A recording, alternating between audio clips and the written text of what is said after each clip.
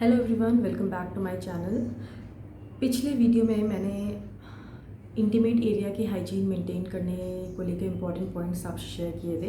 Because ये pregnancy series चल रहा है तो प्रेग्नेंट वुमेन में हाइजीन इंपॉर्टेंस क्यों इंपॉर्टेंट है इस पर मैं डिस्कस कर रही हूँ। पिछले वीडियो में मैंने बताया था how to take care of your intimate areas. Second step आता है हमारा oral hygiene, because oral health and your general health goes hand in hand.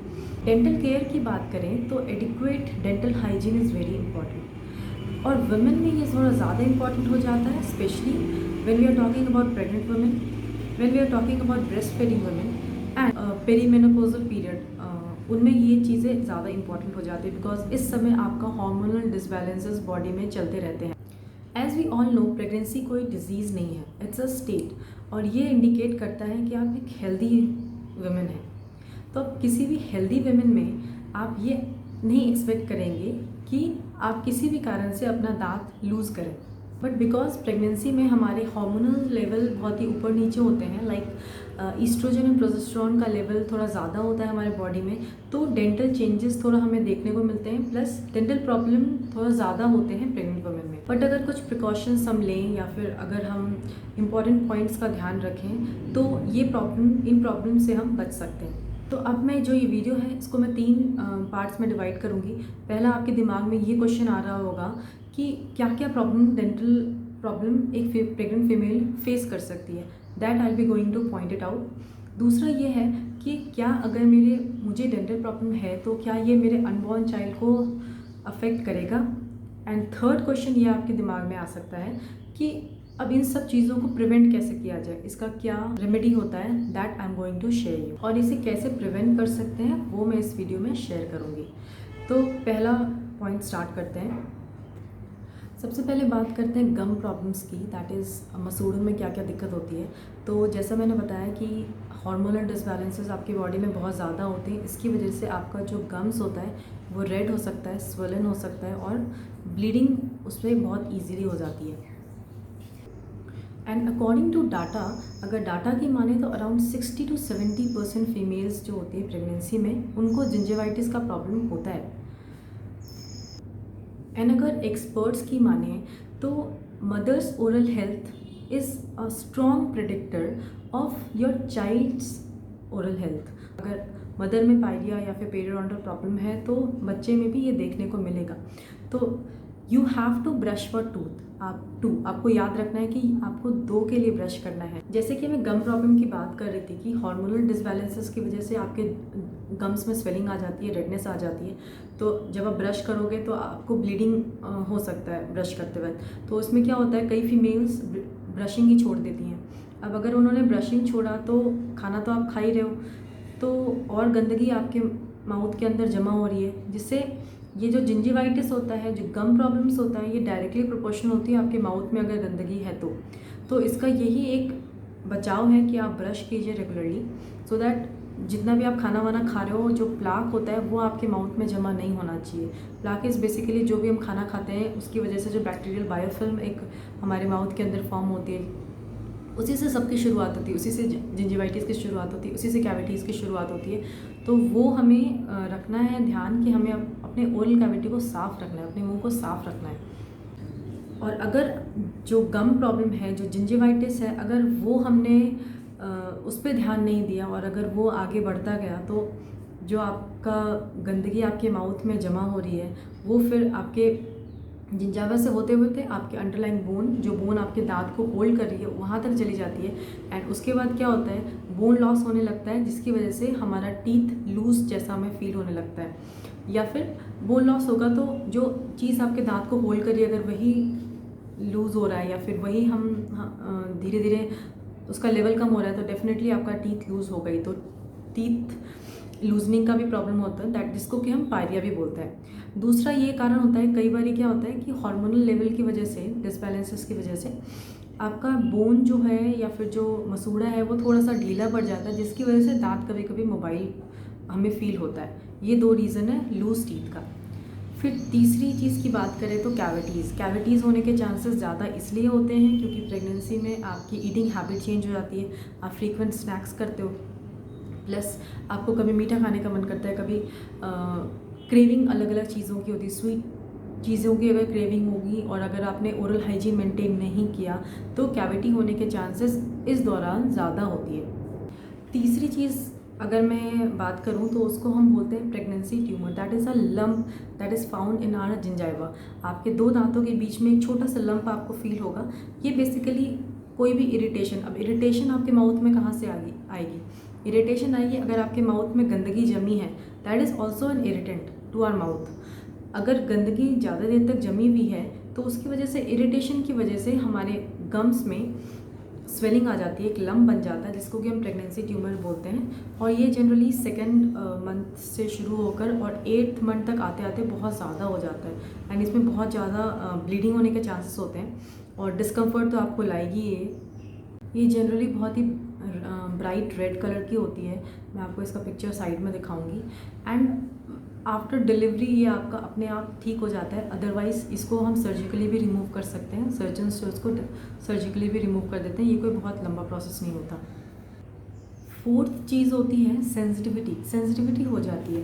अब मैक्सिमम फीमेल्स में क्या होता है या बहुत सारी फीमेल्स में क्या होता है, मॉर्निंग सिकनेस होता है। मॉर्निंग सिकनेस तो हम ऐसे ही बोलते हैं, बट ये क्या होता है, इसमें वॉमिटिंग की टेंडेंसी बहुत ज़्यादा हो जाती है।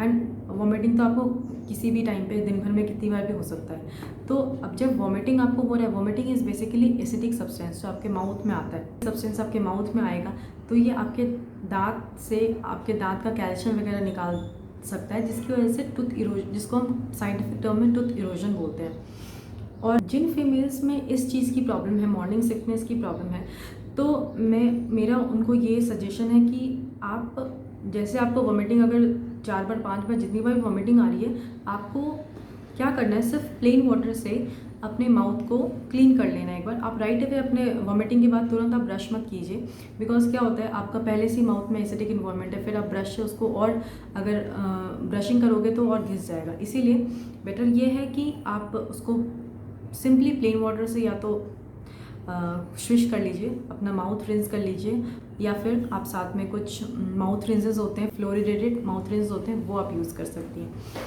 एंड उसके हाफ एन आवर या फिर 1 घंटे बाद फिर आप ब्रश कर सकती हैं। और क्या क्या प्रॉब्लम हो सकती है आपको ओरली, आपको ड्राई, ऐसा माउथ ड्राई फील हो सकता है। तो उसके लिए आपको क्या करना है, अपने बॉडी को पूरी तरह से हाइड्रेटेड रखना है। और ये साइकोलॉजिकल भी हो सकता है, तो स्ट्रेस फ्री अपने आप को during through out the pregnancy अपने आप को स्ट्रेस फ्री खुश रखने की कोशिश कीजिए। दूसरी और क्या प्रॉब्लम हो सकती है आपको अल्सरेशंस की प्रॉब्लम हो सकते हैं। तो जो भी आपको डॉक्टर ने विटामिन की गोलियां दी हैं, दैट इज़ वेरी इंपॉर्टेंट, वो अपना टाइमली लीजिए एंड हेल्दी खाना खाइए। सेकंड क्वेश्चन ये था कि ओरल हाइजीन इतना इम्पॉर्टेंट क्यों है एंड ये हमारे अनबॉर्न चाइल्ड में क्या कुछ डिफेक्ट ला सकती है।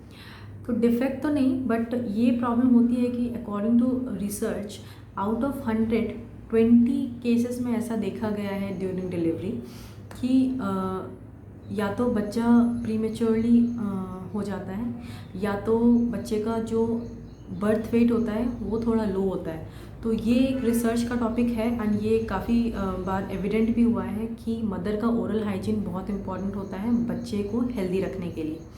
फिर तीसरी बात ये होती है कि अगर आपका ओरल हाइजीन ठीक नहीं है तो ड्यूरिंग डिलीवरी, जब आप नॉर्मल डिलीवरी जब होती है तो उस केसेस में जब बच्चा निकलता है बाहर तो फिर वो बैक्टीरियाज मदर से बच्चे में भी ट्रांसफ़र हो जाते हैं। तो ये 2-3 चीज़ इंपॉर्टेंट है जो आपको ध्यान रखनी है।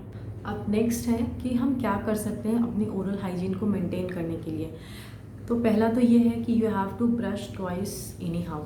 जो भी, no matter what, you have to brush twice, because आपको अपने साथ साथ अपने बच्चे के लिए भी ब्रश करना है, तो you have to brush twice.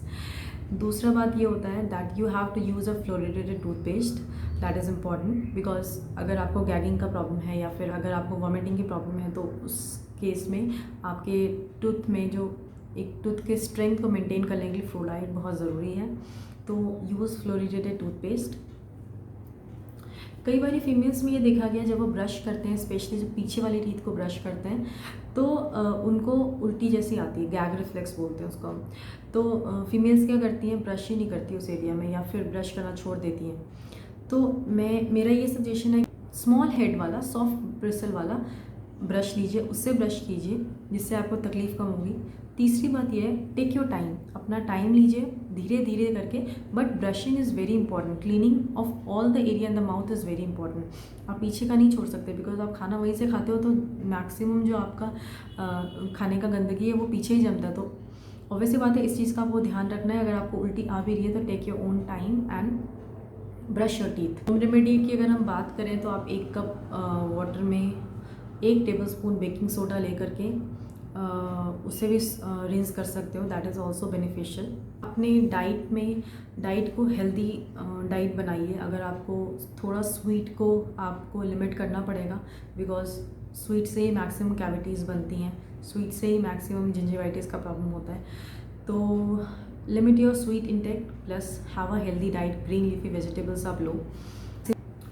3 से 6 मंथ ऑफ प्रेगनेंसी जो है वो इसलिए इम्पॉर्टेंट है बिकॉज उसी समय आपके बेबी का टीथ डेवलप हो रहा है, that is your second trimester is important because उसी समय टीथ फॉर्मेशन हो रहा है। तो उस समय स्पेशली अपने कैल्शियम रिच फूड आपको लेना है, मिल्क लेना है, डेयरी प्रोडक्ट लेना है, लीफी वेजिटेबल्स जिसमें कैल्शियम का अमाउंट ज़्यादा है, बिकॉज डेली रिक्वायरमेंट आपका 1200 से 1500 मिलीग्राम पर डे आपका कैल्शियम का इंटेक होना चाहिए। तो डेफिनेटली वो आप अपने डाइट से ही पूरा करोगे।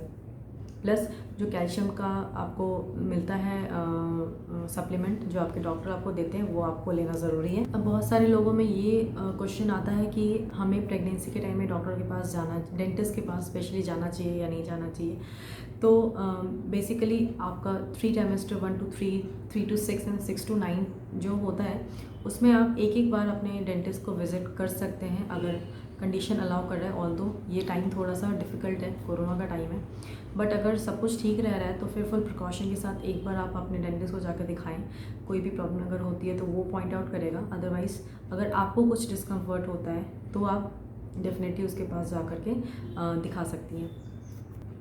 First trimester like 1 to 3 months and 6 to 9 months में जनरली डेंटिस्ट बहुत ज़्यादा जो स्ट्रेस वाला प्रोसीजर होता है वो हम नहीं करते, डेंटिस्ट आपके ऊपर नहीं करते। बहुत ही स्ट्रेस फ्री, अगर बहुत प्रॉब्लम हो रहा है और अगर फीमेल आ रही है तो जो भी मिनिमम प्रोसेस हम कर सकते हैं वो करते हैं। अदरवाइज़ जो 3 to 6 मंथ का टाइम होता है that is safe, you can have your procedure done अगर आपको ज़्यादा इमरजेंसी प्रॉब्लम है और डेंटल से रिलेटेड तो। एंड एक्सरे की बात करें अगर डेंटल एक्सरे, तो डेंटल एक्सरे बहुत ही माइन्यूट अमाउंट में होता है, उसका अमाउंट इतना बिल्कुल कम होता है। प्लस आपका डेंटिस्ट इस बात का ध्यान रखता है कि आप अच्छे से अपना लेड कवरिंग से अपने बॉडी को कवर किए हुए, लाइक वो आपकी बॉडी को अच्छे से कवर कर देता है सो दैट जो आपका बेबी है वो सेफ़ रहे अगर बाई चांस हमें एक्सरे लेने की ज़रूरत है भी तो, इसलिए आपको भी घबराने की ज़रूरत नहीं है। So that's all for now. अगर आपके पास कोई भी क्वेश्चन हो तो प्लीज़ आप मुझसे पूछिएगा, I will definitely try to answer all your questions and next video will be coming soon. Thank you so much.